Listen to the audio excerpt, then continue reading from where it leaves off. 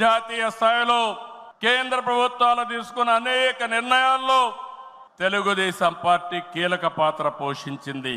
What AP thinks today, India thinks tomorrow అనేది అనేక సార్లు ప్రూవ్ అయింది.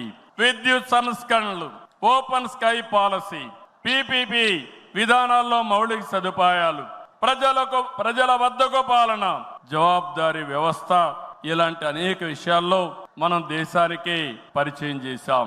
ఈ ప్రయాణం మరింత గొప్పగా సాగాలి.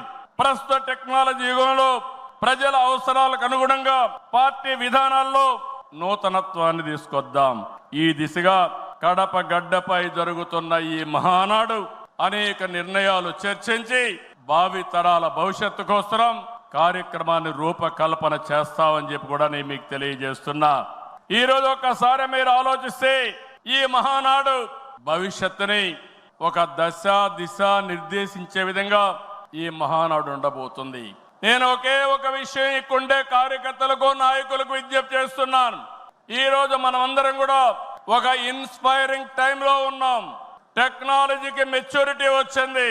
స్వాతంత్రం వచ్చిన తర్వాత 78 సంవత్సరాల్లో ఏమి అభివృద్ధి జరిగిందో రాబోయే 22 సంవత్సరాల్లో అంతకంటే రెట్టింపు అభివృద్ధి జరిగే అవకాశం ఉంది.